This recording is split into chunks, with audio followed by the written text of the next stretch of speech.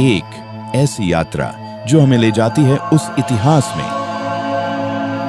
एक ऐसा समुदाय जो किसी भूभाग से नहीं बल्कि एक उद्देश्य से उत्पन्न हुआ, न्याय, सटीकता और सत्य के साथ। कायस्थों ने तलवार भी चलाई और कलम भी, क्रांतियों का नेतृत्व किया, संविधान भी बनाए और ऐसी रचनाएं लिखी गई जिन्होंने पीढ़ियों इतिहास से प्रेरित किया। भगवान चित्रगुप्त जी महाराज की दिव्य उत्पत्ति से लेकर कायस्थों ने भारत के आध्यात्मिक, राजनीतिक और सांस्कृतिक जीवन पर गहरी छाप छोड़ी है। लेकिन आखिर ऐसा क्या हुआ कि ये कहानियां इतिहास में लुप्त हो गईं? फिर से इतिहास की अनसुनी कहानियां सामने आएंगी। जानेंगे कायस्थों का इतिहास, उनकी संस्कृति और उनकी बदलती पहचान।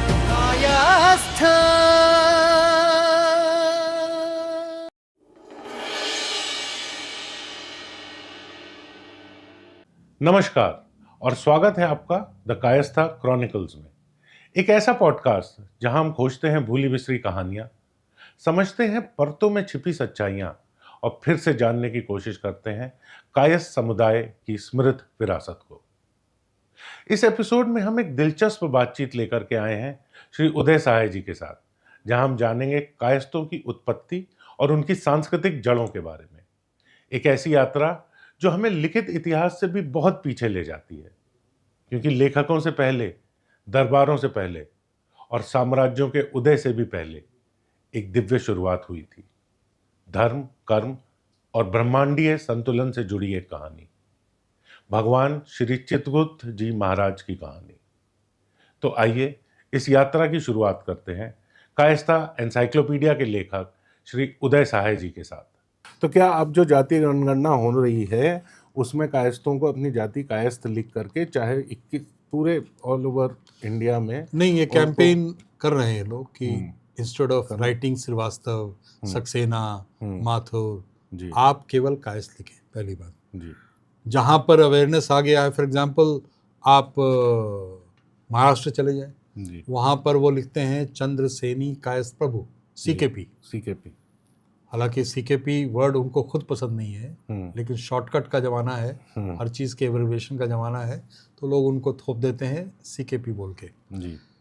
लेकिन आप उनके से जब बातचीत करने लगते हैं, उनका कल्चर को नज़दीक से देखने लगते हैं, तो आपको लगता है अरे ये तो वही थे। उनके हिस्ट्री में जाते हैं तो आप हिंगलाज मंदिर पहुंच जाते हैं, उन्हीं के एक चंद्रसेन जो उनके सबसे बड़े जी रेफरेंस मॉडल डेटी हैं या फिगर है जी, वो वहाँ से निकल के वो लोग आते हैं अयोध्या में राजा ही बनते हैं। राजा बनने के बाद जाते हैं, आज के डेट में महाराष्ट्र, थोड़ा गुजरात, थोड़ा मध्य प्रदेश, तीनों जगह छाए हुए हैं। अब उनको पता ही नहीं होगा कि हम कायस्थ भी हैं। वो तो फॉर्चुनेटली वो नाम के साथ कायस्थ वर्ड बीच में है और वो उसको एक्नॉलेज भी करते हैं, बड़े प्राइड से करते हैं। उस कम्युनिटी का एकापन भी देख के बड़ा अच्छा लगता है जी। और वो आपने देखा है, बाल ठाकरे जैसे लोग ने उसको बांधा भी है बहुत जी, एक अलग ही तरीके से। एंड दे आर मतलब उस प्रेजेंस को आप नज़रअंदाज महाराष्ट्र पॉलिटिक्स में नहीं कर सकते हैं। लेकिन ये बात आप चले जाइए तमिलनाडु। अब तमिलनाडु में बहुत रेजिस्टेंस हुआ जब हम लोगों ने रिसर्च शुरू किया। इंटरेस्टिंग लगेगा आपको जी। वो इसलिए हुआ कि वहाँ की पॉलिटिक्स पोलराइज हुई ब्राह्मण्स एंड नॉन ब्राह्मण्स। पूरी दुनिया ब्राह्मण्स के खिलाफ हो गई तमिलनाडु में, और वो ब्राह्मण्स नॉन ब्राह्मण्स की जो कैटेगरी अलग हुई, तो नॉन ब्राह्मण्स की संख्या काफ़ी हो गई जी। ब्राह्मण्स वहाँ से छोड़ के दिमाग था, उद्यमी थे, देश विदेश कई जगह जाके बस गए। लेकिन जब हम लोगों ने वहाँ पर मुदलियार को स्टडी करने की कोशिश की, करुणागीर को स्टडी करने की कोशिश की, अंबतार को स्टडी करने की कोशिश की, तो उनको बड़ा अनकंफर्टेबल लगा कि जो बोरे हमने बनाए हैं उसमें छेद कर रहे हैं। तो वो तो मतलब अब सब डिवीजन हो रहा है। अभी सब डिवीजन होने की संभावना, तो they became very hostile because we were not interested in the politics of polarisation. लेकिन हम एक कम्युनिटी स्टडी के तौर पे हमने ये पॉइंट आउट ज़रूर किया कि ये जो कम्युनिटी है डिस्टिंक्ट है और इनका नॉर्थ इंडियन कम्युनिटी से ये पैरिटी है, ये सिमिलरिटी है, और ये कॉमनैलिटी है, राइट। उस पर ही बहुत शार्प रिएक्ट। तो ये कर्णागीर, मुदलियार, ये सब लोग कायस्थ जी हाँ, जी हाँ। कम्युनिटी ही है। आप कांचीपुरम जाएंगे तो उसके जो प्रीस्ट है महंत, वो, हाँ महंत हैं, वो कर्णागिरी हैं। ओके। ब्राह्मण नहीं है, कर्णागिर है, और वो उनकी परंपरा बन गई है जो सरकार भी उसको मान्यता देती है। राइट। अंबटार हैं। अब अंबटारों में एक पर एक यहाँ से गए थे। ये बेसिकली ये लोग आज के शब्दों में कहें डॉक्टर वाले बैकग्राउंड के थे, अच्छा। वैद्य थे। वैद्य। और आज भी आपका जो आयुष, आयुर्वेदा, यूनानी, जी सिद्धा, जी। तो एस वर्ड्स का मतलब है सिद्धा। अच्छा। आज भी तमिलनाडु के मेजर प्रैक्टिशनर अंबटारी हैं। अच्छा इनको शौक था म्यूजिक का। जी। कर्नाटक म्यूजिक में एक अच्छा खासा कंपोनेंट अंबतार का ही है। ओके। और अभी हम लोग उसको स्टडी कर रहे हैं जी कि एम.एस. सुब्बलक्ष्मी की भी कम्युनिटी क्या थी। अच्छा, wonderful. One of the doyens of Carnatic music in Tamil Nadu. तो इस तरह के बहुत सारे फैक्ट्स निकल के आने लगे हैं, और जिसपे, और फॉर्चुनेटली एक चूँकि कांचीपुरम में मेजर प्रेजेंस है, और वो लोग खुद ही भी मानते हैं कि हाँ हम लोग, तो उनको जुड़ने में सबसे पहले वो जुड़े। और आज की डेट में एक नॉर्थ और साउथ की लीडरशिप में इंटरैक्शन शुरू हो गया। राइट। अंबतार जब हम उनको पता चला तो वो, हम लोग जब मदुरई के पास उनके गांव में गए तो 6-7 गाड़ियों की काफिला, जैसे कोई हम लोग बड़े वीआईपी हों। अच्छा। तो उसमें उन्होंने एक तरफ लगाया सुभाष चंद्र का फोटो, अच्छा। एक तरफ लगाया स्वामी विवेकानंद का फोटो, अच्छा। और तमिल में लिखा हुआ पता नहीं क्या लिखा था। अच्छा। वो हमें ले गए गांव में, बड़ा खोज हुआ। हाँ। और क्योंकि उनकी आइडेंटिटी, एंड दे सेलिब्रेट, वो अपना कायस्थ आइडेंटिटी को सेलिब्रेट करते हैं। अंबतार एंड जब उनको पता चला कि हमारा एक ग्रुप चला गया था बिहार, हाँ। वहाँ हम बस्ट हो गए थे, और एक हर जगह एक आध हेरेटिक ग्रुप होता है जी। ये अपने हेरेटिक ग्रुप, इन्होंने कहा नहीं हम उनके साथ नहीं जाएंगे, हम अलग जाएंगे। फ़र्क ये रहा कि बिहार वाले जो आए वो पॉलिटिकल पैट्रोनेज में आए। चंद्रगुप्त ने उनको इनवाइट किया था जी। तो उनकी स्थिति, माली स्थिति भी अच्छी रही जी। उनको गांव दे दिए गए जो उनके आजकल खास घर हो गए बस्टों के जी। बिहार में। जी। इंटर किया औरंगाबाद की तरफ से, तो वहाँ पर अम्बा कुटुम्बा एक गांव आज भी है। जी। सूर्य मंदिर आज भी वहाँ पे है। जी। चंद्रगुप्त के इनविटेशन पे, क्योंकि चाणक्य ने प्रॉम्प्ट किया था उनको कि इनको बुलाओ।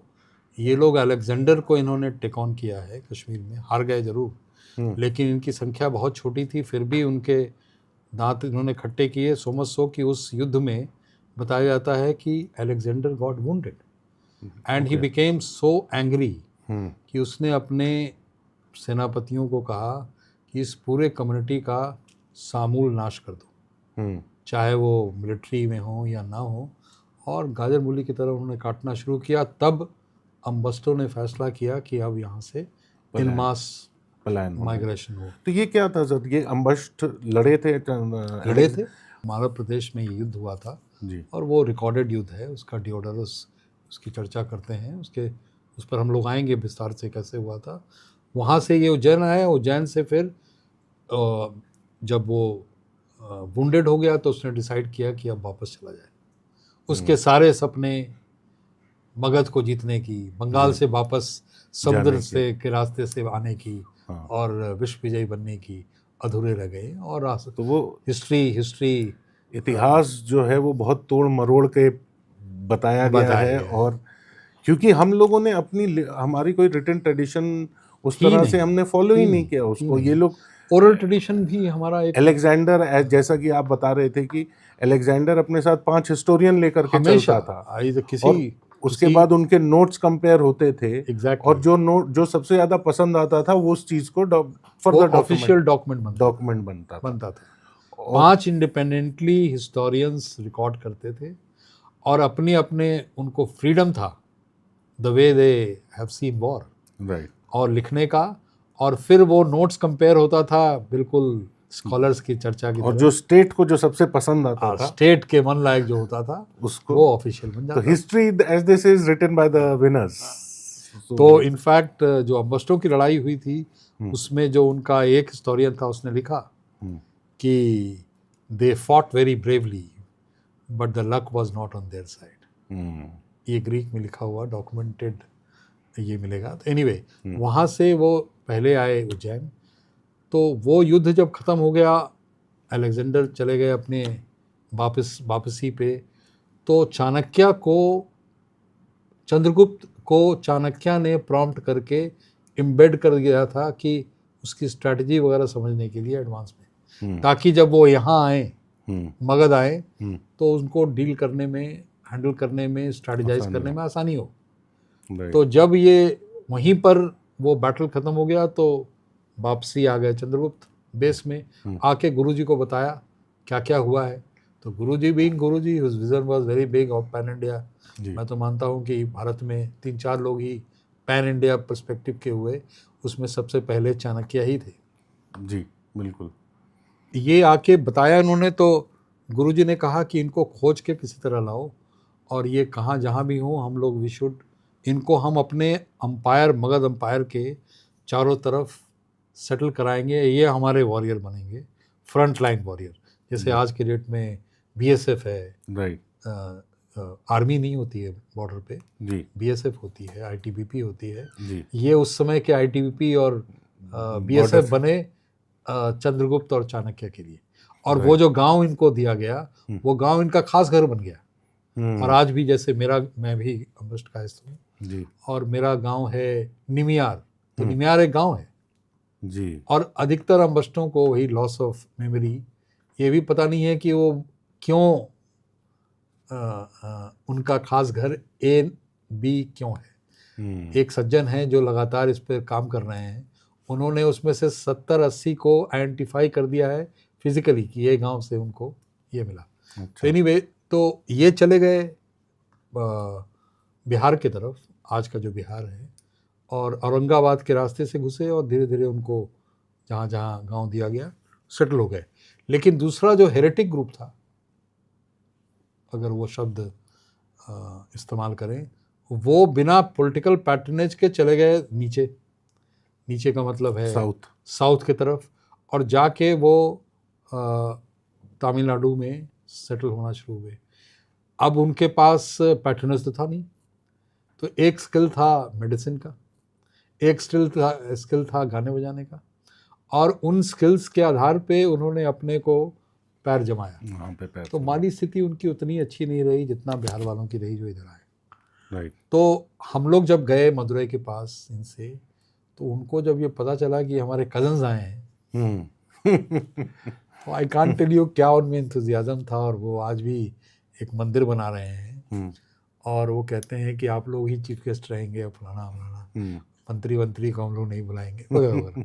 सो इट्स साउथ इंडिया में इससे स्पार्क्स हमने देखा, बिकॉज दे फेल्ट कि हम उनकी पॉलिटिक्स पर, जबकि हमारा ऐसा कोई, हमारा प्योरली एकेडमिक स्टडी है, कम्युनिटी स्टडी है, और बाय डिफ़ॉल्ट हम जब वहाँ पहुँचे तो हमें वो लोग मिले और वेलकम किया। तो सर हम बहुत सारी चीज़ों पे हम लोग को चर्चा करनी है और हम धीरे धीरे करेंगे। एक जो सबसे बड़ा सवाल का जवाब हम लोग चाहेंगे, शायद इस डिस्कशन में नहीं, वो वर्ण और जाति के बारे में एक बृहद डिस्कशन होगा, जिसमें कि कायस्थों का किस वर्ण व्यवस्था में क्या स्थान है, उसका एक फाइनल आंसर और फाइनल उसका जो डिस्क्रिप्शन है वो दिया जाएगा, जिसको पीढ़ी दर पीढ़ी ये खोज रही है और इसका जवाब नहीं मिला है लोगों को। लेकिन आपकी किताब ने और आपने इतने रिसर्च के बाद और इस इस्टेब्लिश्ड चीज़ को बाहर निकाला हिस्ट्री के माध्यम से, तो हम बात करेंगे उसकी भी जरूर। एक चीज़ और, चंद्रगुप्त की बात चल रही थी, तो मैं एक चीज़ और इसमें जानना चाहूँगा कि नंद डायनेस्टी को हरा के चंद्रगुप्त शासक बने वहाँ पे। करेक्ट। लेकिन जो उनके प्रधान मंत्री थे, वो उन्होंने जब नंद डायनेस्टी हार गई तो उन्होंने पलायन कर लिया वहाँ से। जिनका की हिस्ट्री में कई जगह पे प्ले भी है, और मुद्रा राक्षस जिनका नाम आता है। और फिर चाणक्य ने उनको वापस बुलाया। बिल्कुल। उनको जब उनके पीछे आदमी भेजे गए तो उन्हें लगा मारने के लिए लोग आ रहे हैं, लेकिन उनको बाइज्जत बुलाया गया और उन्हें कहा कि भाई आप ही हम इस राज्य के प्रधानमंत्री महामत्य बनाए जाते हैं और आप इसके ये बहुत इंटरेस्टिंग वाकया विषय का डिस्कस कर रहे हैं। मैं नेचुरली इसको बहुत विस्तार से बातचीत करना चाहता हूँ क्योंकि ये बड़े डिफाइनिंग मोमेंट्स हैं जी। बिहार में अगर आप पूछें कि कायस्थों में सबसे पुराने कौन हैं, तो मेरी अंडरस्टैंडिंग है, मेरा रिसर्च कहता है कि कर्ण कायस्थी जी, ओरिजिनल फर्स्ट माइग्रेंट। राइट। उसके बाद फिर अंबस्ट हैं इस पीरियड के जी, और अंत में श्रीवास्तव हैं जो उत्तर प्रदेश की तरफ से आए। इसीलिए आज भी सिवान, गोपालगंज, छपरा, ये तमाम एरिया में आपको मुख्य तौर पे श्रीवास्तव ही मिलते हैं जी। लेकिन कर्ण कायस्थ का जो मसला है वो बहुत इंटरेस्टिंग इसलिए है कि एक पर एक उसमें भी स्कॉलर निकले। सक्टार दास जी का नाम है जी। ड्रामा के नाम को मैं नहीं यूज़ कर रहा हूँ। और ये लोग कर्ण कायस्थ थे। तो कर्ण कायस्थों से अगर आप पूछते हैं तो बड़ी एनोमलस स्थिति निकलती है जी। आम कर्ण कायस्थ से जब आप पूछते हैं कि आप लोग कहाँ के हैं, वो कहते हैं जी हम तो कर्नाटका से आए। तो कर्नाटका से आए तो यहाँ किसके राज्य में आए? तो बोले नहीं, हमारे राजा थे कर्नाट राजा। फिर आप पूछते हैं कि कर्नाट राजा किस पीरियड में थे? तब ये थोड़ा पजल्ड होते हैं, कहते हैं 1400 कुछ में आए। तो दूसरा सवाल आपका होता है कि कर्नाट राज्य अगर 1400 इसमें बना तो हाल की बात है। सक्टार दास भी कर्ण कायस्थ थे? हाँ, वो भी कर्ण कायस्थ थे। तो बोला सक्टार दास जब कर्ण कायस्थ हैं तो वो उनका पीरियड बहुत पहले का है। कम से कम आप अंदाज़ा लगा सकते हैं कहाँ नंदा डायनेस्टी, चंद्रगुप्त डायनेस्टी, हाँ, और कहाँ हम बात कर रहे हैं 322 ऑलमोस्ट बुद्ध के पीरियड की बात कर रहे हैं, बिफोर BC 322 से लेके 298 BC तक। Then they get puzzled. So मेरी उसमें अंडरस्टैंडिंग ये है कि जब चंद्रगुप्त ने टेक ओवर किया तो आज की डेमोक्रेसी थी नहीं, ब्यूरोक्रेसी कॉमन होती है, चाहे कांग्रेस आए, चाहे बीजेपी आए, चाहे आम आदमी पार्टी आए। और यही बहुत बड़ी समस्या भी हमारे यहाँ की है कि मंत्र नया नया आ जाता है, तंत्र पुराना रह जाता है। सही है। उस जमाने वो नहीं था, तंत्र बदल जाता था, या तो मार दिए जाते थे तंत्र वाले, ब्यूरोक्रेसी जो थी, या भाग जाते थे। तो भागे तो वो बंगाल गए, कर्णी कायस्थ हो गए। जो उड़ीसा गए तो वो कौरना हो गए। आंध्र प्रदेश गए तो वो कर्णम, सृष्टिकर्णम हो गए। आगे बढ़े कर्नाटका में तो करुणिका हो गए।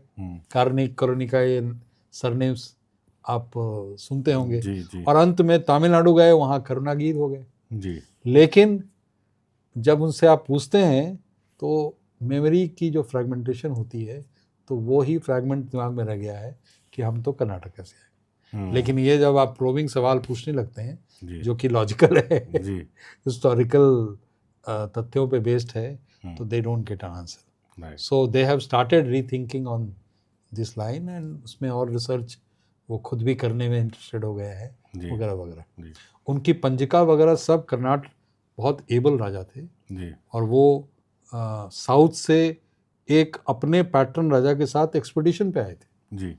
और जब एक्सपीडिशन में लोग जीत गए तो राजा ने इनको एज अवार्ड इनकी इच्छा के अनुसार वहाँ पे बड़ा लैंड दिया जो कर्नाट राजा बना। और इनकी पंजिका और तमाम चीज़ें उस वक्त लिखी गई।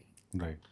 तो ये एक छोटा सा नमूना मैं आपको दे रहा हूँ जी कि कैसे फ्रीक्वेंट माइग्रेशन से मेमोरी लॉस का क्या रिलेशन है। राइट। तो सर अब एक हम लोग को बहुत मज़ा आ रहा है और ये सीरीज़ चलती रहेगी क्योंकि बहुत सारे ऐसे जवाब मिलेंगे जो कि लोगों को पता नहीं है, हमें खुद हम लोग को नहीं पता थे। लेकिन मैं एक अब आपसे जानना चाहूँगा एक तो मेथडोलॉजी के बारे में कि क्या मेथडोलॉजी रही आपकी इन चीज़ों को इस्टेब्लिश करने में, किस तरह से आपने इसको आगे बढ़ाया, और एक जो जिस प्रकार का एंड रिजल्ट इसके अंदर निकल करके आया आपकी रिसर्च में, जिसके बेसिस पे फिर ये पूरी किताब लिखी गई, तो किस तरह के सिद्धांतों का उपयोग किया आपने और फिर कैसे रहा ये?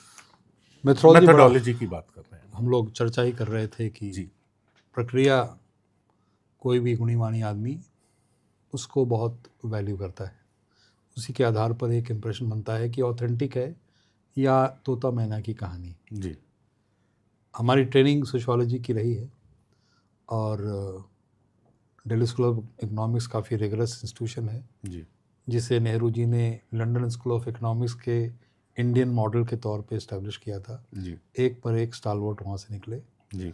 हमारे खुद के ट्यूटर अमिताभ घोष थे।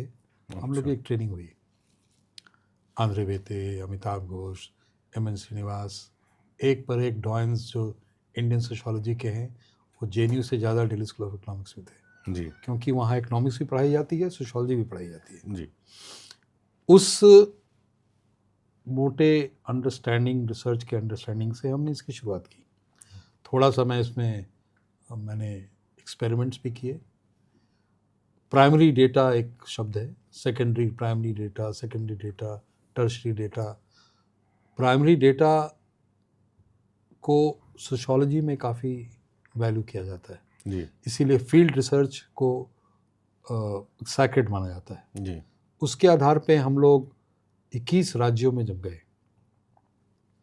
तो आंखें खुली कि अरे यहाँ भी हैं, यहाँ भी हैं। एक का लीड दूसरे जगह ले गया, दूसरे का तीसरे जगह ले गया, तो 21 राज्यों में उनका प्रेजेंस देखा, कहीं थोड़ा ज़्यादा, कहीं थोड़ा कम। जी अब कोई सोच सकता है कि त्रिपुरा में भी कायज थे, जी कोई सोच सकता है कि तमिलनाडु में भी कायज थे, कोई सोच सकता है कि, तो आप समझ सकते हैं कि एक करते करते करते we were able to establish कि उसके कारण पहला तो जैसे राजा रवि वर्मा को जब काम दिया बड़ौदा के राजा ने, तो पहली शर्त रखी कि मैं पूरा भारत घूमना चाहता हूँ। If you want me to paint the Indian mythology, let me understand what India is. So he took a tour of India. उसी तरह का मेरे दिमाग में था कि मैं, और वो कोविड का समय था जी। कभी हम अकेले, कभी हम 2 लोग, कभी कभार 3 लोग। पूनम तो अमेरिका में थी, लेकिन हम लोग की टीम यहाँ से वहाँ भटक रही थी। ईश्वर की कृपा रही कि कोविड बाबा ने कभी परेशान नहीं किया। खतरा था ज़रूर, लेकिन अब उस प्रोसेस में 32 मंदिरों का जिक्र मैंने आपसे की, वहाँ भी गए जी। तो मंदिर गए तो हर मंदिर में आप देखिएगा 2-4-10 पन्ने का एक लिटरेचर, जिसको सोशियोलॉजी में लिटिल लिटरेचर कहते हैं, फोक लिटरेचर कहते हैं जी।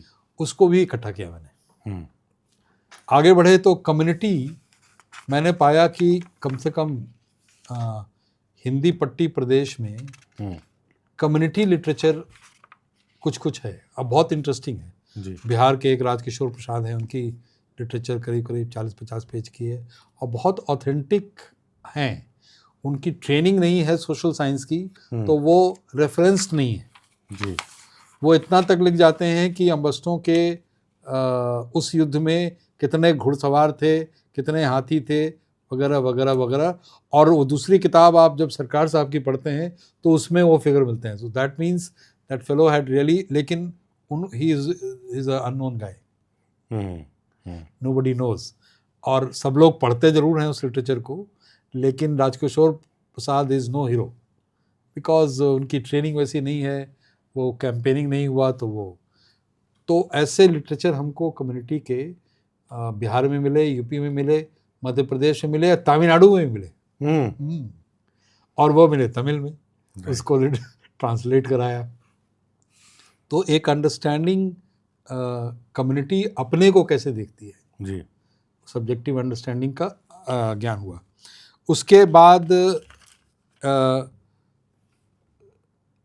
एक रिव्यू ऑफ लिटरेचर, कोई भी आप रिसर्च शुरू करते हैं सोशल साइंस, लिबरल आर्ट्स में जी, तो पहले अभी तक कितना काम हुआ है जी, चाहे वो बुक में हो, चाहे पीरियोडिकल में हो, चाहे मैगजीन में हो, जी, उसको आप सरसरी ढंग से पहले ही वहीं से शुरुआत करते हैं, करेक्ट, ताकि वो जो इनहेरिटेड नॉलेज है, आपको गलतफहमी हो सकती है कि मैं पहली बार जान रहा हूँ, बट ऑलरेडी किसी ने स्टडी कर लिया है, करेक्ट। तो उसको रिव्यू ऑफ लिटरेचर के शुरू करके बाद डेटा कलेक्शन के लिए हमने स्टेट घूमे, मंदिरों में गए। उसके बाद हम लोग के दिमाग में आया कि ओरल ट्रेडिशन, जिसको ओरल हिस्ट्री कहते हैं, जो पॉपुलर हो रहा है आज के डेट में, ओरल हिस्ट्री क्यों ना बिल्डअप किया जाए डायरेक्ट रिस्पॉन्डेंट से। तो चलती फिरती family, I me I my dog वाली फैमिली तो बताएगी नहीं जी, ये बताएगी जिनके पास एक लेगेसी है। जैसे अभिषेक जी। दर्शकों के लिए बता दूं, इनका परिवार मुझे पता चला है कि 800-900 सालों का इतिहास है। अब पूरी फैमिली ट्री इनके घर में बनी है।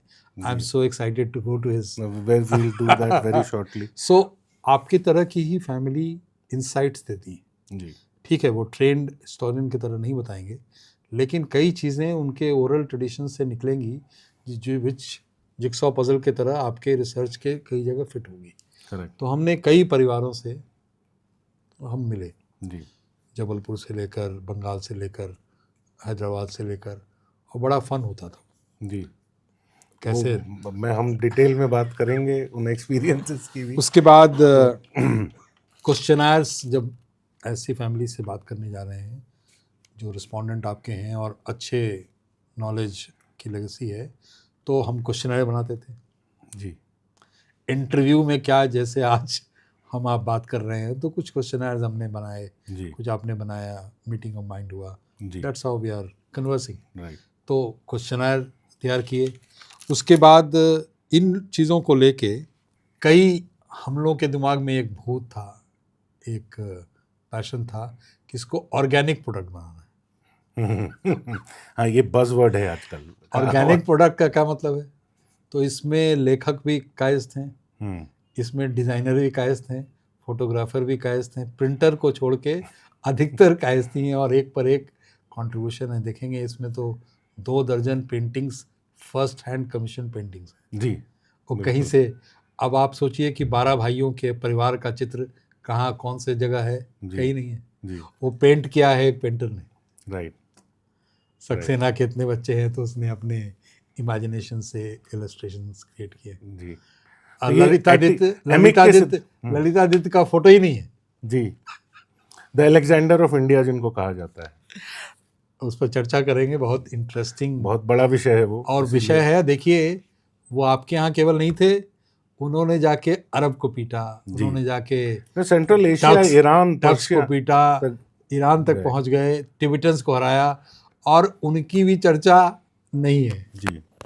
तो सर ये एक बड़ा इंटरेस्टिंग पॉइंट है जिसकी चर्चा हम करेंगे, लेकिन ये है कि एक समय ऐसा था जो आधे से ज़्यादा हिंदुस्तान कायस्थ शासकों द्वारा शासित था, और उसमें बहुत बड़े बड़े नाम हुए हैं, जैसे ललितादित्य मुक्तापिदा हुए कश्मीर के, और कश्मीर से कायस्थों का एक कनेक्शन भी बनता है बहुत स्ट्रॉन्ग, और एक दो दिनों को नहीं है। एक श्रीवास्तव कायस्थों का तो स्पेशली बहुत स्ट्रॉन्ग बंदा है, और आप श्रीवास्तव तो उनके फोरफ्रंट में है जी। सक्सेना अफगानिस्तान से कनेक्शन है जी।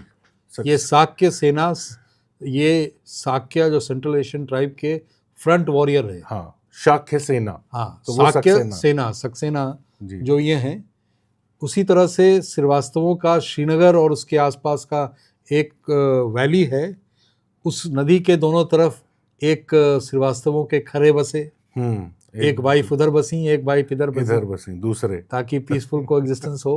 तो खरे और दूसरे हैं। हाँ। और वो स्वातु वैल्यू करते करते वो आते हैं जब अयोध्या में राजा बनते हैं जी। तो उनकी इतनी विशाल और खूबसूरत विरासत है, पता ही नहीं, मालूम ही नहीं है अधिकतर लोगों को। मैं ये नहीं कह रहा हूँ कि नहीं, ज़्यादातर लोगों को इस किताब को पढ़ने के बाद जो चीज़ें सामने आई, वो मेरे ख्याल से, मैं इस सब्जेक्ट पे बहुत समय से रिसर्च भी कर रहा था, मैं देख रहा था, लेकिन इस किताब को पढ़ने के बाद जो चीज़ें समझ में आई वो आश्चर्यचकित करने वाली थी। मतलब वो हैरतअंगेज़ है कि इस किताब को आप नॉवेल की तरह नहीं पढ़ सकते जी। आप छोटे छोटे खंडों में पढ़ सकते हैं और फिर आपस में डिस्कस कर सकते हैं। गूगल बाबा, विकी अंकल जी, चैट जीपीटी, गूगल जेमिनी, उन तमाम जगह से आपको जान के आश्चर्य होगा कि इंटरनेट रिसर्च इस विषय पे आज भी सबसे पुअर, कुछ नहीं है सर। हाँ। सबसे पुअर है। और पुअर ही नहीं, विकिपीडिया वगैरह तो मिसलीडिंग है। करेक्ट। और आप जब चैलेंज करते हैं उनके किसी टाइटली हेल्ड धारणा को जी, तो वो बहुत अनकंफर्टेबल फील करते हैं जी। इनफैक्ट वहाँ तो एक एडिटोरियल बोर्ड का प्रावधान है जी। जो बात आपकी अच्छी नहीं लगे कहिए कि बोर्ड ने हटा दिया। करेक्ट, सही। ये कायस्थ इंसाइक्लोपीडिया की किताब, विकिपीडिया में 10 रेफरेंस थे शुरू में।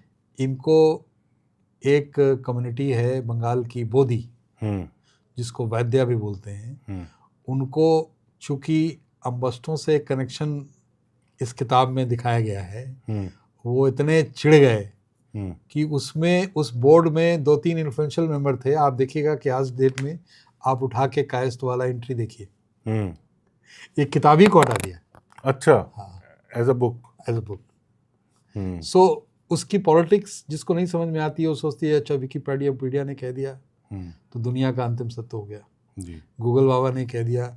आज की चैट जीपीटी में आप रिसर्च करना शुरू करो, नहीं मिलेगा, नहीं मिल रहा है, नहीं मिलेगा। क्यों नहीं मिलेगा? चैट जीपीटी आपसे ले लिया, हमसे ले लिया, इनसे ले लिया, उस सब का पूल ऑफ नॉलेज बना के रखा, आपने दोबारा सवाल पूछा, इसी में से निकाल के आपको दे दिया। मतलब सबसे ज़्यादा सर हैरत अंगेज और तब होता है जब आप जो हमारे स्टालवर्ट्स हैं, जैसे अगर हम आपकी किताब का मुख्य पेज उठा लें, कवर टकराएं जरा आपकी किताब के मुख्य पेज से, तो उसमें जो नाम है, चाहे वो बाला साहब ठाकरे हों, चाहे वो अमिताभ बच्चन हो, लाल बहादुर शास्त्री हों, जयप्रकाश नारायण हों, अक्रॉस बोर्ड परमहंस योगानंद जी हों, सुभाष चंद्र बोस हों, महादेवी, ज़्यादातर लोगों को इनके नाम पता है, इन चीज़ें पता हैं, लेकिन ये नहीं जानते हैं कि ये कायस्थ हैं और इनकी हेरिटेज क्या है। अरे कायस्थों को ही पता चल जाए वही बहुत है। हाँ, तो वो नहीं पता है। कायस्थों को भी वो पता नहीं है, नहीं पता है। लोगों को हैरत होती है कि अरे बाल ठाकरे कायस्थ हैं।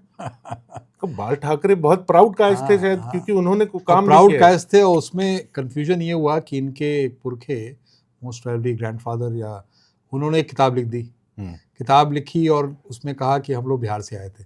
हाँ, तो बिहारियों को बड़ा उससे खुशी हुई कि हाँ, ये हमारे हैं, मजबूत आदमी हमारे हैं।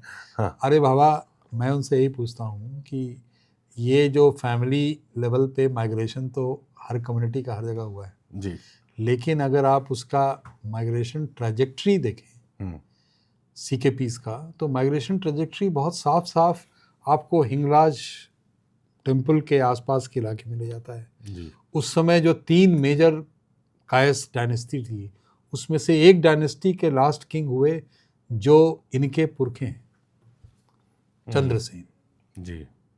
और उन्हीं के नाम पे चंद्रसेन कायस्थ प्रभु नाम दिया गया। उनकी एक अपनी नैरेटिव है, खूबसूरत लिटरेचर है, उनकी परंपरा है, खान पान बहुत डिस्टिंक्ट है जी। लेकिन वो प्राउडली कहते हैं कि हम महाराष्ट्रियन कायस्थ हैं जी।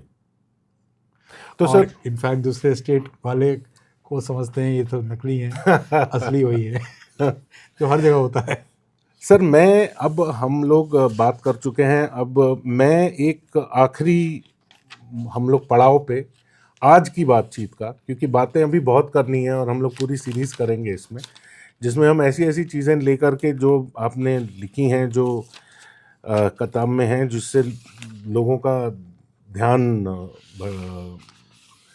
जो कि लोग, मतलब ये बहुत सारी ऐसी चीज़ें हैं किताब में जो कि जब लोगों को पता चल जाएंगी तो शायद आंखें खुल जाएं। मैं उससे पहले बस एक विवेकानंद जी के एक छोटा सा भाषण जो उन्होंने शिकागो से लौटने के बाद मद्रास में एक भाषण दिया था, जिसमें कहा, उन्होंने कहते हैं कि मैं अपने को उनका वंशज मानता हूं जिनके चरणों में पुष्प अर्पित करते हुए धर्माचार्य भी कहते थे, यमा धर्मराज राजाय चित्रगुप्ताय वे नमः, और जो क्षत्रियों में सबसे श्रेष्ठ है। मेरी जाति कायस्थों ने शताब्दियों तक लगभग आधे भारत पे राज्य किया है, और अगर मेरी जाति की उपेक्षा की गई तो भारत की वर्तमान सभ्यता में क्या बचेगा। ये स्वामी विवेकानंद जी ने कहा। बहुत ही इंटरेस्टिंग प्रकरण छेड़ दिया आप। कोलंबो में कहा, फ्रॉम कोलंबो टू अल्मोड़ा की उनकी एक किताब है जिसपे ये कहा। तो वो किताब में उन्होंने जो मद्रास में भाषण दिया था जी, उन्होंने कभी तो उसकी क्या स्टोरी है सर? वो बहुत इंटरेस्टिंग स्टोरी, थोड़ा सा बताइए। इनफैक्ट एक समय आया बंगाल में जी, किसी खास इंटरेस्ट के, जिसको हम लोग बीबी, ब्रिटिश ब्राह्मण, उसमें हुआ क्या कि बीबी तो मिले, बीबी के साथ जो कायस्थ भी थे वो भी उधर ही मिल गए। अच्छा, मैच फिक्सिंग हो गई। अच्छा, मैच फिक्सिंग इसीलिए हुई कि वो अगर नहीं होती तो वो घाटा भी किसी कायस्थ बंधु को होने वाला था। हाँ। तो कायस्थ बंधु भी मिल गए, तो पिटिशनर रिस्पोंडेंट सब एक हो गए जी। और जो उसका हाई कोर्ट का जजमेंट हुआ, उसने कहा कायस्थ सुधरे। ये है कलकत्ता हाई कोर्ट की बात, कलकत्ता हाई कोर्ट के बाद 82 और 3 ग्राउंड उन्होंने दिए कि उन्होंने पहले तो जनेऊ पहनना बंद कर दिया है, दूसरा इन्होंने दिए कि इनके दास टाइटल होने लगे, और तीसरा जो सबसे हास्यास्पद उनका ये कंट्रोवर्शियल ये रहा, उन्होंने कहा कि पहले ये सवर्ण थे, ट्वाइस बॉर्न, नॉट सवर्ण, ट्वाइस बॉर्न थे, द्विज, और बाद में इनका मलक्षीकरण हो गया। मलक्षीकरण से मतलब है कि इस्लाम के साथ जो इंटरेक्शन हुआ, तो ये शराब पीने लगे वगैरह वगैरह, और एक जो राजसी इनकी जिंदगी हो गई। तो इन 3 कारणों से they were at one time a twice born, they are no more because they have undergone the process of मलक्षीकरण, सो दे आर शूद्र। और उसके बाद पूरे भारत में अग्नि लग गई, जंग छिड़ गई फिर तो। तो वो उत्तर प्रदेश में, मध्य प्रदेश में, महाराष्ट्र में तमाम जगह तलवारें खींच गई, और फिर पिटीशन पे पिटीशन। और ये जजमेंट दिया गया था एक उत्तराधिकारी के केस के लिए, प्रॉपर्टी और अडॉप्टेशन के केस के लिए, इनहेरिटेंस के केस के लिए ये दिया गया, जिसमें आपने पूरी कम्युनिटी को डिफाइन कर दिया। और उसमें बाद में बहुत लड़ाई हुई। और उसमें इंटरेस्टिंग रिसर्च ये होता है कि कैसे जब कंप्लेनेंट और अक्यूज्ड मैच फिक्स कर लेते हैं तो क्या हो सकता है। जी उसका बहुत, हाँ, वो हम बहुत विस्तार से सर उसकी चर्चा करेंगे। लेकिन विवेकानंद जी तो उसका फॉलो आउट ये हुआ कि उसी वक्त में उसका एक असर विवेकानंद पर पड़ा, क्योंकि उसी वक्त ये शिकागो गए जी। तो बंगाल में जैसा एक ट्रेडिशन था आर्गुमेंटेटिव इंडियन वाला, कि कुछ एडिटोरियल लिखे जाने लगे कि आपकी जाति ये है, आप चले हैं धर्म प्रचार करने, इस तरह के बहुत बेहुदे किस्म के आर्टिकल, जिससे बहुत आहत हुए, क्योंकि वो पेपर कटिंग वगैरह जाती होगी या जो भी इनके कानों में पड़ी। तो इन्होंने अपने गुरु जी से दूरभाषीय संपर्क किया कि आप वो जो कि खुद ब्राह्मण थे जी, परमहंस को कौन नहीं जानता। तो परमहंस जी ने कहा कि भाई इसका तो सिंपल ये है कि तुम इसका अध्ययन करो, तुम्हारी इतनी खूबसूरत ग्लोरियस हिस्ट्री है तुम्हारी कम्युनिटी की, स्टडी करो और डिफेंड करो, इसमें कोई तुम्हें क्या फॉर्मूला दे सकता हूँ। तो उन्होंने स्टडी करके आके पहली बार उन्होंने जाति पे बात की। अदरवाइज मैं मानता हूँ कि भारत में पैन इंडिया पर्सपेक्टिव वाले, जैसा कि बताया, कौन कौन लोग थे? चाणक्य हो गए, विवेकानंद मॉडर्न टाइम में, शंकराचार्य जी, यही 4-5 लोग को मैं पैन इंडिया रियली मानता हूँ। समय से आगे थे, जब देखते थे भारत का देखते थे जी। अब तो बात सब लोग करने लगे हैं पैन इंडिया का। मैं जिस सर्विसेज से आता हूँ उसको ही ऑल इंडिया सर्विसेज उसका नाम ही है जी। लेकिन पैन इंडिया क्या चीज़ होती है हमने देखा। तो उस विवेकानंद को बोलना पड़ा कि if you push me to the corner I am ready to defend my community origin. और उन्होंने कहा कि ये पूरा गार्लैंड की तरह, माले की तरह इन राज्यों ने भारत को गुथा है और सर्व किया है जी। What the hell you are talking. Right. नहीं, वो कहते हैं पूरे उसके बाद कि मेरी जाति ने शताब्दियों तक लगभग आधे भारत पे राज्य किया है, और अगर मेरी जाति की उपेक्षा की गई तो भारत की वर्तमान सभ्यता में क्या बचेगा। ये उसी तरह की चीज़ है कि आप कहें कि भारत में अगर हिमालय हट जाए, गंगा हट जाए जी, तो भारत क्या रहेगा जी। तो ये चीज़ इंटरेस्टिंग इसीलिए है कि एक ब्रांडिंग सी हुई। तो हमारी जो वॉरियर परंपरा थी, और हाल हाल तक राजा प्रतापादित्य जी बंगाल के जी, हम उतना पुराना क्यों जाएं, एक पर एक राजा हुए जी।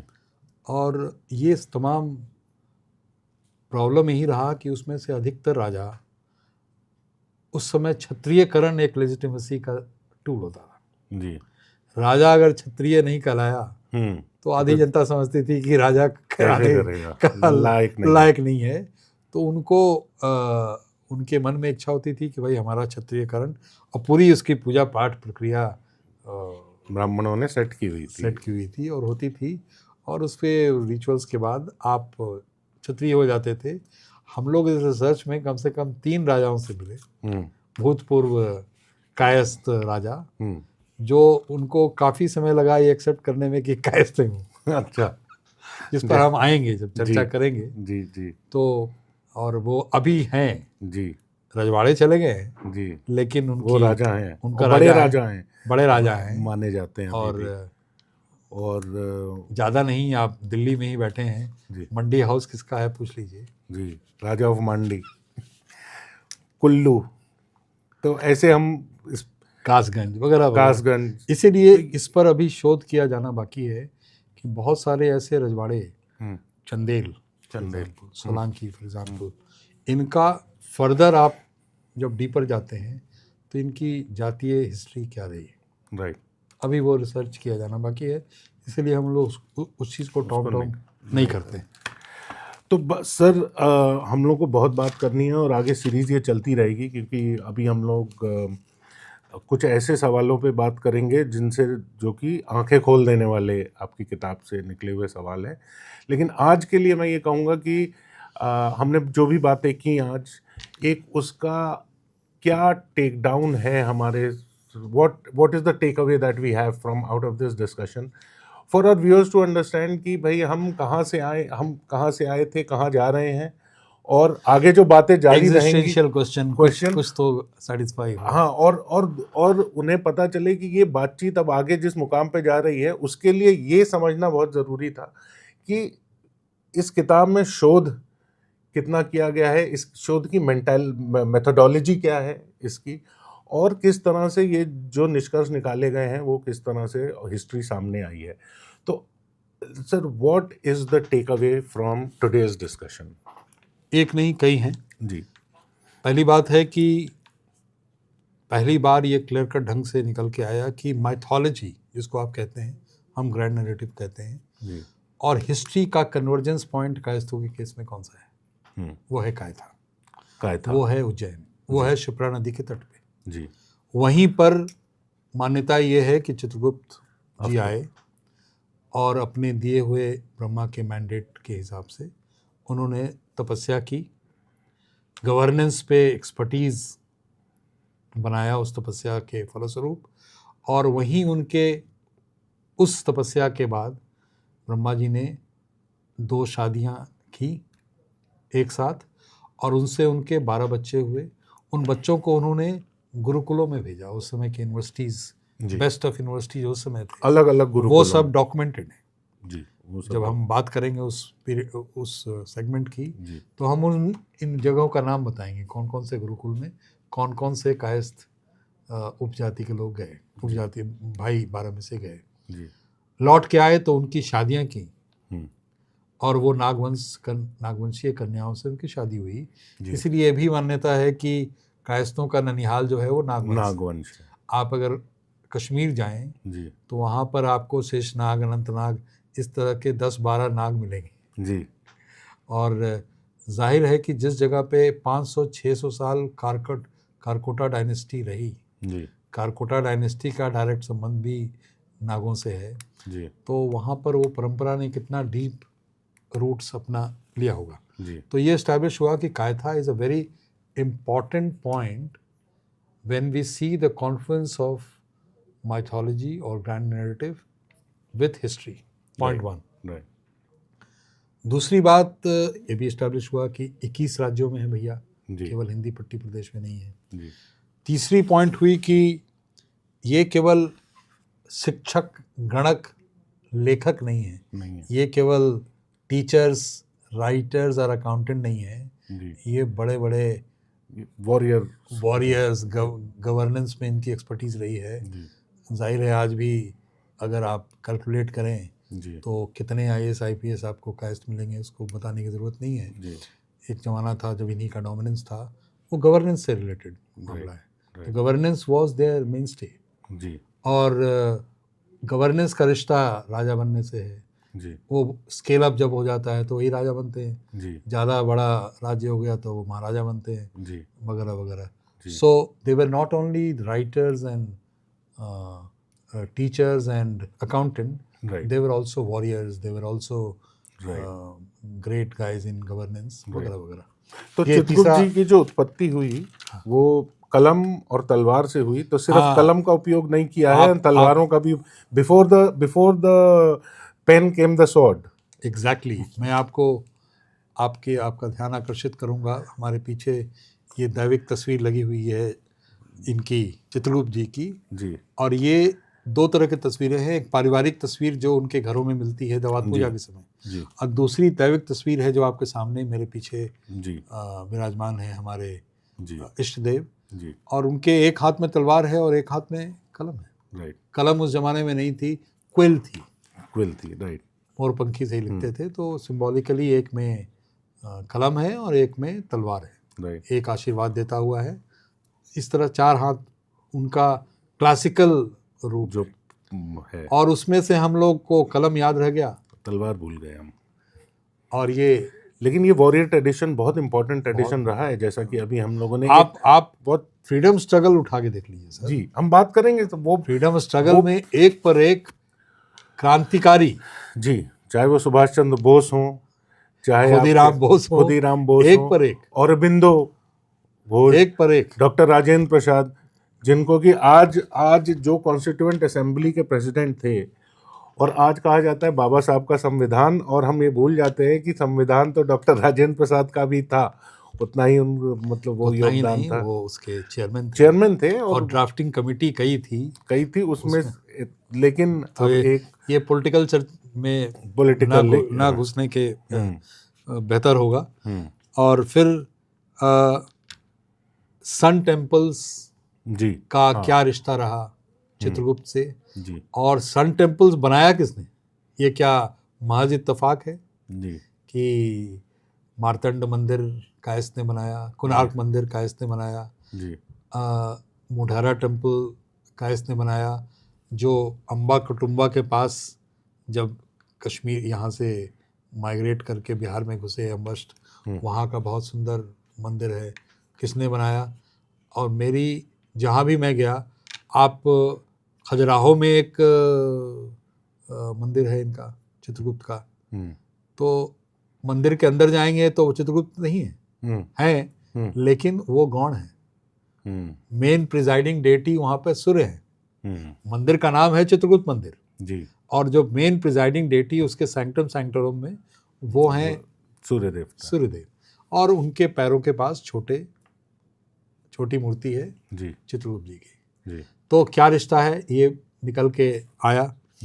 उसी तरह से हमने बताया कि कैसे इनका लॉस ऑफ कॉन्शसनेस हुआ, स्मृति लोप जिसको कहते हैं जी। और ये कर्ण कायस्थों की कहानी में निकल के आती है, सीकेपीस की कहानी में निकल के आती है, अम्बटार्स की कहानी में निकल के आती है, मुदलियार्स की कहानी में निकल के आती है, बंगाल के कुलीन कायस्थों की कहानी में भी निकल के आती है। कल ही एक प्रोफेसर दिल्ली यूनिवर्सिटी में से उन्होंने फ़ोन किया, वो आमंत्रित करना चाहते थे एक जगह, और जब बातचीत में मैंने पूछा आप कुलीन कायस्थ हैं, ही हैड नो आइडिया। कुलीन तो हमने जब कहा कि घोष बोस मित्रा गुहा, तो और ये मित्रा का माथुर से क्या रिश्ता है? माथुर भी भूल गए, मित्रा भी भूल गए। घोष बोस का श्रीवास्तव से क्या रिश्ता है पूछिए। ये ना श्रीवास्तव को पता है ना घोष बोस को पता है जी। तो ये बहुत इंटरेस्टिंग चीज़ें हुई हैं जी, और ये किताब का टेक अवे है जी। उसके बाद ऑफ कोर्स सिल्वर लाइनिंग और फॉल्ट लाइंस भी हमने इस पर थोड़ा काम किया है कि ब्राह्मणों के साथ बड़ा खूबसूरत रिश्ता कायस्थों का रहा ऐतिहासिक तौर पे। एक ख़ास दौर में कुछ लोगों के, कुछ कायस्थों के, मैं कहूँगा इनडिस्क्रिशन के कारण वो रिश्ते में खटास पड़ी, और वो लव एंड हेट रिलेशनशिप की हिस्ट्री क्या है तो आज बहुत इंटरेस्टिंग, वो बहुत इंटरेस्टिंग। हाँ, आज चाहे वो कायस्थ हो चाहे वो ब्राह्मण हो, ये जो उनके मन में मिक्स्ड फीलिंग है, एक बार शायद वो जाने तो उनको भी रैशनैलिटी दिखे कि अच्छा ऐसा था तो ऐसा, इस वजह से ये हुआ, ऐसा हुआ, और बहुत नुकसान भी झेलना पड़ा कायस्थों को उसके। वो जाहिर है कि ये इस तरह के बायसेस और प्रेजुडिसेस से नुकसान होता ही है, उनको भी नुकसान हुआ। फिर अतिरेक की परंपरा, सर्वाइवल, ये माइग्रेट किया खूब इन्होंने और जहाँ गए अपना वजूद बनाया जी। और लेकिन समाहित हो गए, हमेशा जा करके हाँ, समाहित हो गए। वही बट समाहित स्मृति लोप की जो आप बात कर रहे हाँ, थे, अपना जो आपका तो इतना भूल जाइए कि आप भूल ही जाइए कि सभी कुछ भूल गए आप। तो वो कहीं ना कहीं, इसीलिए तो कोर्ट ने इतना हार्श जजमेंट दिया, भले ही वो एक कॉन्स्पिरेसी का पार्ट था कि भाई आप ट्वाइस बॉर्न थे और आज आपका मलक्षीकरण हो गया। क्यों? वो हिंट कर रहे थे कि आप अपने सांस्कृतिक जोड़ों से कट गए। जब इस्लाम रूल आया तो आप उससे ज़्यादा, भारत में जितने पर्शियन स्कॉलर बने नॉर्थ इंडिया में 90% सब कायस्थ थे। राइट। जब अंग्रेज आए तो नीरज सिंह चौधरी पैदा हो गए, जो कहे कि हम अंग्रेजों से ज्यादा अंग्रेजी आती है। वो अंग्रेजों को अंग्रेजी सिखाते थे। हाँ, छुरी चम्मच कांटा, डाइनिंग टेबल मैनरिज्म किसी को सीखना होता था तो वो नीरज सिंह चौधरी को की तरफ देखता था, ना कि किसी अंग्रेज की तरफ। तो ये जो अतिरेक की परंपरा भी रही है आज के इसमें कायस्थों के कई परिवारों में जी, क्या है, आई मी माई फैमिली माई डॉग की स्थिति हो गई है जी, कि इतना आत्म केंद्रित हम हो गए हैं, बेटा चला गया प्रिंसटन, ये चला गया, ये अराइव्ड, राइट, आप कट गए हैं बाकियों से, राइट, और कट गए हैं तो बाद में आप रोते हैं। रोते हैं क्योंकि सामाजिक स्तर पे आपको लगता है कि यू आर आइसोलेटेड, एलिनेशन है आपका जी, वगैरह वगैरह। तो ये चीज़ भी तो और हमेशा एक इंडिविजुअल एक्सेलेंस पे ज़्यादा जोर डाला गया रादर देन एक कलेक्टिव एक्सेलेंस। I agree. आप हो जाइए ऐसा, लेकिन आपको तो, फिर बाकी कम्युनिटी के बारे में मत सोचिए। हाँ, आप सिर्फ अपना हो जाइए। तो इसी कारण से बड़ा हुआ तो क्या हुआ, जैसे पेड़ खजूर, पंछी को छाया मिले फल लागे अति दूर, पंछी को छाया भी नहीं मिल रहा है न फल मिल रहा है, तो आपका बड़ा होना किस बात का बड़ा है जी। आपकी स्थिति वो थी जब इंडियन नेशनल कांग्रेस के फर्स्ट प्रेसिडेंट वो पारसी थे जी, उन्होंने आके कहा कि आपकी कम्युनिटी में वो मादा है, वो एबिलिटी है कि आप एक महासभा बनाएं। हिंदू महासभा बहुत बाद में बनी जी जी जी, कायस्थ महासभा उसके सबसे पहले बनी। हाँ। और वो गलत इससे नहीं बनी, उन्होंने कहा कि आप रेफरेंस मॉडल बनेंगे जी, क्योंकि आपके कंडक्ट, आपका पढ़ाई, आपका लिखाई, आपका पूरा संस्कार कुछ इस तरह का है कि बाकी जातियों भी उसमें इम्युलेट करेंगी। और उसमें फिर वो जो अंग्रेज पत्रकार थी सिसिल, जो आप मेंशन भी करते हैं अपनी किताब में, उन्होंने कहा कि जिस तरह से ये अधिवेशन का आयोजन किया गया है, ये एक बहुत ही जबरदस्त लेकिन कालांतर में वही कायस्थ महासभा हाँ, में आपने कह दिया ये श्रीवास्तवों की सभा है। हाँ, इलाहाबाद के बाहर के कायस्थों का कोई एंट्री नहीं है वगैरह हाँ, वगैरह। वो हम चर्चा करेंगे। हाँ, वो इंटरेस्टिंग पहलू है। हाँ, लेकिन कई बार थोड़ा क्रिटिकली भी देखने की ज़रूरत है, ये ना हो कि कह ली ये महिमा मंडन की किताब बन के रह जाए। तो I have like an academician, जो मेरा साइड था, उसको निष्पक्ष ढंग से उन चीज़ों को भी आगाह करने की कोशिश की कि what went wrong and still course correction का स्कोप है या नहीं है। इसलिए मैं कहता हूँ अंत में कि जो आप पूछेंगे कि भाई एनी रिग्रेट, हाँ, मैंने वो सवाल आपसे पूछा था, आपने जवाब नहीं दिया, लेकिन क्या अब ये लिख दिया आपने, क्या है रिग्रेट? अब क्या कोई रिग्रेट है भी या सिर्फ खुशी है, क्या है इसमें? उस ऑस्ट्रेलियन नर्स की तरह मेरे मन में भी रिग्रेट है कि शायद कुछ साल पहले और लिखे होते तो और इसमें कई चीज़ें बची हुई हैं, उसको परसू कर पाता। Now I am not on the bright side of life, declining side में। और we will have many additions to come। Punjab और केरल में कायस्थ हैं जी, हम लोग डिगिंग कर रहे हैं, पता नहीं पहुंच पाएंगे कि नहीं। और यूपी के हम लोग अम्बस्ट और टोडरमल में और खत्रियों में क्या रिश्ता है जी, क्षत्रिय नहीं खत्री में क्या रिश्ता है जी, उस पर काम कर रहे हैं जी। और अगर वो चीज़ें इस्टेब्लिश हुई तो पूरे भारत की राजनीति बदल सकती है। और अम्बटार, अम्बस्ट, अम्बल्टन, श्रीलंका के कायस्थों में क्या रिश्ता है, अभी वो वर्क इन प्रोग्रेस ही है जी, वो नेक्स्ट एडिशन के लिए। और राजपूतों में और कायस्थों में, राजपूत राजाओं में, और सारे नहीं, कुछ राजपूत राजाओं में और कायस्थों का क्या रिश्ता रहा है जी, चंदेल कौन थे जी। वगैरह वगैरह जैसे डिफ़िकल्ट कंट्रोवर्शियल सवाल भी जहन में है। तो मुझे लगा कि कुछ साल पहले होता, तो इसीलिए मैं इसको समअप करता हूँ ये कह के कि जिसका डर था फिर वही बात हुई, जब चंद लम्हे रह गए ज़िंदगी के तब जाकर ज़िंदगी तुमसे मुलाकात हुई। नहीं, ये तो शुरुआत है बस, and many more editions to come sir, because आप इतना इसके ऊपर इतना शोध चल रहा है, अभी भी चल रहा है, आप कर रहे हैं, और हम आगे अब बात करेंगे। कुछ ऐसे सवाल हैं जिनकी कायस्तों का वर्ण व्यवस्था में क्या स्थान है। हमारी माइग्रेशन को हम समझने की कोशिश करेंगे, किस तरह से माइग्रेशन हुआ और कहाँ कहाँ कौन कौन लोग गए, उसको हम एक तरीके उसको समझने, क्योंकि आपने उस पर बहुत काम किया है। उम्मीद है आपको ये गहरी और विचारशील बातचीत पसंद आ रही होगी, लेकिन ये तो बस शुरुआत है। आने वाले एपिसोड्स में हम और आगे बढ़ेंगे, कायस्तों के इतिहास, उनके प्रवास, मिथकों और सच्चाइयों की ओर, और उन कहानियों को सामने लाएंगे जो अब तक छुपी रही हैं। तो हमारे साथ बने रहिए, क्योंकि द कायस्था क्रॉनिकल्स की यात्रा अभी शुरू ही हुई है। अगली बार हम फिर मिलेंगे श्री उदय सहाय जी के साथ और आगे की बात करेंगे। तब तक के लिए नमस्कार। कायस्थ